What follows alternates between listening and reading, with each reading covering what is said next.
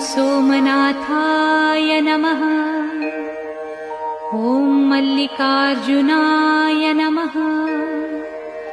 ॐ महाकालेश्वराय नमः। ॐ ओंकारेश्वराय नमः। ॐ वैद्यनाथाय नमः। ॐ भीमशंकराय नमः। ॐ रामेश्वराय नमः। ॐ नागेश्वराय नमः।